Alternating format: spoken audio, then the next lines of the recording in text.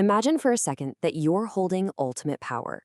You've just led an army to victory in this brutal, world-changing war. Your people, they absolutely adore you. And now, you've got an entire nation, prominent leaders, and influential thinkers all practically begging to make you their king. So what do? Well, in this explainer, we're going to dive into a choice that literally changed the course of history forever. The untold story of George Washington, the president who was offered a crown and just completely refused it. Seriously, put yourself in that ultimate position of power for a minute. Imagine winning a war and someone just hands you a crown. It's the ultimate temptation for any leader, right? And honestly, it's no exaggeration to say that if this one man had made a different choice in that exact position, the United States might never have become a democracy. But to really grasp the gravity of this monumental decision, we kind of have to jump back to the world before America even existed. Section 1. The Impossible War, Taking on the Empire. Back in 1732, George Washington was born into a pretty modest Virginia family. Nobody, and I mean nobody, could have imagined he would one day command an army capable of challenging the absolute military strength of the British Empire. To nearly everyone back then, American independence didn't just seem difficult, it seemed like a completely impossible dream.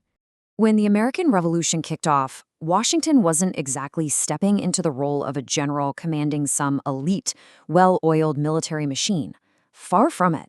On one side, you've got Britain's professional army. These guys were the most formidable, well-equipped military force on the entire planet. And on the other side, Washington's volunteers.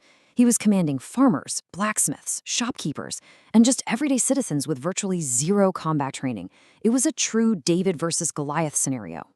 And to say these volunteers were wildly unprepared would be a massive understatement. The colonists lacked almost everything a functioning army actually needs. They lacked weapons. They lacked basic survival supplies. During those freezing winters like the famous one at Valley Forge, they literally lacked shoes. Just imagine trying to stand your ground against the world's most elite professional army in the freezing snow barefoot. The odds were incredibly, almost absurdly stacked against them. Section 2. An unexpected victory, defying the odds. History often turns on a dime because of people who are willing to take on impossible risks. Despite the freezing conditions, the starvation, and those completely overwhelming odds, Washington's fragile, ragtag group of volunteers miraculously survived through sheer willpower and, well, knowing when to strategically retreat. Which leads us directly to 1781, victory at Yorktown. Defying every single expectation, Washington secured this stunning, decisive victory. The British Army surrendered. America was finally free.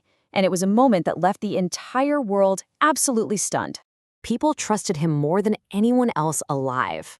Because of that unbelievable victory at Yorktown, Washington was instantly transformed into a national hero. He commanded this absolute, unwavering devotion from the American people, who pretty much saw him as their savior. But history tells us that this level of absolute trust can actually be a really dangerous thing. It leads us straight into the ultimate test of his character. Section 3. Rejecting the crown, the ultimate temptation. Because Washington was so universally trusted, this extraordinary expectation began to take shape. A lot of very influential Americans genuinely believed this fragile new country was going to tear itself apart without a king, and they were convinced that only one man could unite the nation: George Washington. Throughout all of recorded history, the precedent is crystal clear. Victorious generals seize power. Think about the great empires of the past. The conquering hero marches his army right into the capital and basically installs himself as the ultimate ruler. A lot of people in America and onlookers all across Europe fully expected Washington to follow that exact, well-worn path. It was just the natural order of things. But instead, Washington delivered a massive pattern interrupt. He simply said no. Just one word, but man, it was an absolute shock to the system. He completely and unequivocally refused to accept a crown, shutting down all those whispers of an American monarchy before it could even really begin. He didn't want it, and he absolutely wouldn't allow it. Section 4. The First Presidency, a return to duty.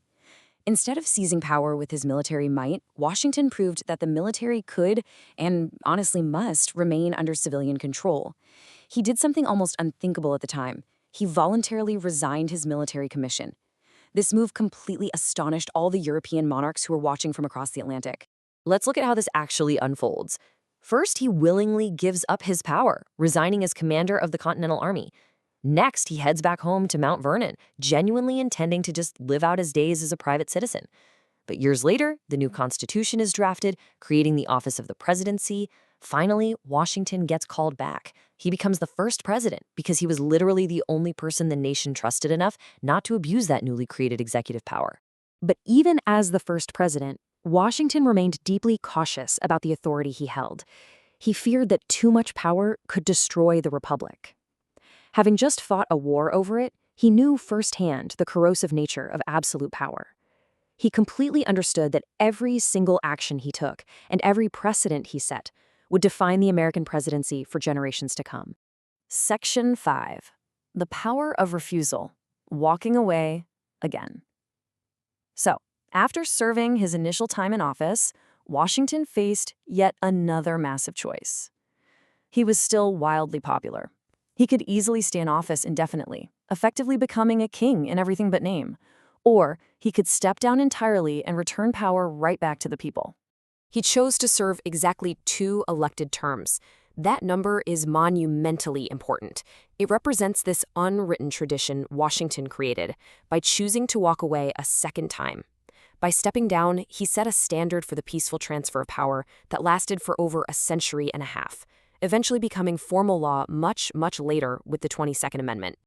When we look at other world leaders of that era, we usually see men who fought tooth and nail to rule forever, clinging to power until their dying breath. But George Washington chose a republic. He cemented his legacy as a historic great, not just because he won a war, but because he knew exactly when it was time to let go of power. American democracy began with an example very few nations had ever seen before. History isn't shaped only by the battles people fight. Sometimes it's shaped by the power they refuse to take. It's a pretty fascinating thought, right? It proves that true strength often lies in restraint. I really hope this explainer sparked your curiosity to uncover more of those hidden moments that shaped our world. Thanks so much for learning with me today, and I'll see you in the next explainer.